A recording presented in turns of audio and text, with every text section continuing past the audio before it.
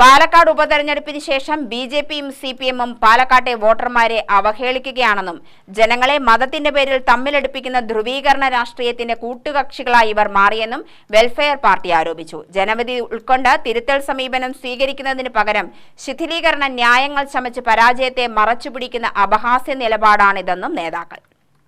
മുനമ്പം വഖഫ് വിഷയമുന്നയിച്ച് ജനങ്ങൾക്കിടയിൽ തെറ്റിദ്ധാരണ പരത്തിയും ഹിന്ദു മുസ്ലിം ഭിന്നിപ്പ് സൃഷ്ടിച്ചും വോട്ടുകൾ ഏകീകരിക്കാനാണ് ബിജെപി ശ്രമിച്ചത്. സിപിഎം ബിജെപിയുടെ വർഗീയ അജണ്ടകളെ സ്വയം ഏറ്റെടുത്താണ് തിരഞ്ഞെടുപ്പ് ക്യാമ്പയിൻ മുന്നോട്ട് കൊണ്ടുപോയത് എന്നും വെൽഫെയർ പാർട്ടി ഭാരവാഹികൾ വാർത്താസമ്മേളനത്തിൽ പറഞ്ഞു. മുഖ്യമന്ത്രി പിണറായി വിജയൻ മുസ്ലിം ലീഗ് അധ്യക്ഷനെ ആക്ഷേപിച്ചതും ഇതിനുവേണ്ടിയായിരുന്നു. പക്ഷേ പാലക്കാട്ടെ ജനങ്ങൾ ഇതു തിരിച്ചറിഞ്ഞ് പരാജയപ്പെടുത്തി. വംശീയ ഫാസിസ്റ്റുകളായ ബിജെപിയെ പരാജയപ്പെടുത്താൻ വിജയസാധ്യതയുള്ള മതേതര മുന്നണി എന്ന നിലയ്ക്ക് യുഡിഎഫിന് വോട്ട് ചെയ്യണമെന്ന വെൽഫെയർ പാർട്ടിയുടെ ആഹ്വാനത്തിന് പാലക്കാട്ടെ ജനങ്ങൾ അംഗീകാരം നൽകി. ഇതിൽ വിറളി പൂണ്ട സിപിഎം ഉപതെരഞ്ഞെടുപ്പ് ഫലം വന്നതിനുശേഷം വെൽഫെയർ പാർട്ടിയെ ലക്ഷ്യം വെച്ച് വർഗീയ പ്രചരണം അഴിച്ചുവിടുകയാണ്. ബിജെപിയും ഇതിന് കൂട്ടുനിൽക്കുന്നു. മുൻപ് നടന്ന പല തിരഞ്ഞെടുപ്പുകളിലും വെൽഫെയർ പാർട്ടിയുടെ പിന്തുണ തേടിയ ചരിത്രം മറച്ചുവെച്ചാണ് സിപിഎം ആരോപണമിറക്കിയിരിക്കുന്നത്. വെൽഫെയർ പാർട്ടി ഒരു മുന്നണിയുടെയും ഭാഗമല്ലെന്നും ഓരോ തിരഞ്ഞെടുപ്പിലും കൃത്യമായ രാഷ്ട്രീയ നിലപാടുകൾ വെൽഫെയർ പാർട്ടി സ്വീകരിക്കാറുണ്ടെന്നും ഭാരവാഹികൾ പറഞ്ഞു. സിപിഎമ്മും ബിജെപിയും എത്രത്തോളം അസ്വസ്ഥത പ്രകടിപ്പിച്ചാലും പാർട്ടി ഉയർത്തിപ്പിടിക്കുന്ന രാഷ്ട്രീയ നിലപാടുകളുമായി ആശയതലത്തിലും പ്രായോഗിക രംഗത്തും മുന്നോട്ടു പോകും.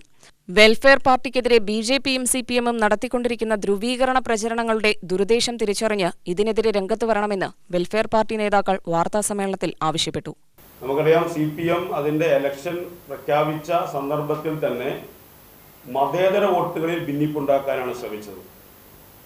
യുഡിഎഫിൽ നിന്ന് പുറത്തു വന്ന ഒരാളെ കാൻഡിഡേറ്റ് ആക്കുന്നു, മുസ്ലിം പത്രങ്ങളിൽ പരസ്യം നൽകുന്നു, യുഡിഎഫ് ക്യാമ്പുകളിൽ കേന്ദ്രീകരിച്ചുകൊണ്ട് ഇലക്ഷൻ പ്രവർത്തനങ്ങൾ നടത്തുന്നു.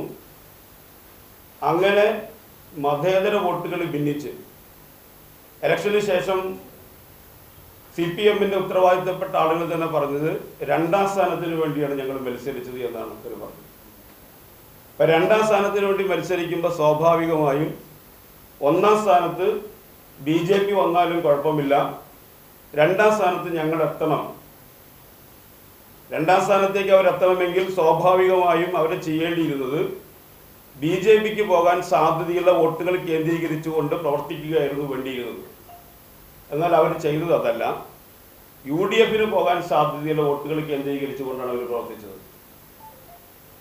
ഈ തെരഞ്ഞെടുപ്പിൽ വെൽഫെയർ പാർട്ടി പൊതുസമൂഹത്തോട് പറഞ്ഞ നരേഷൻസ് ഉണ്ട്, അതാണ് വിജയിച്ചത്, അതാണ് ജനങ്ങൾ സ്വീകരിച്ചത്.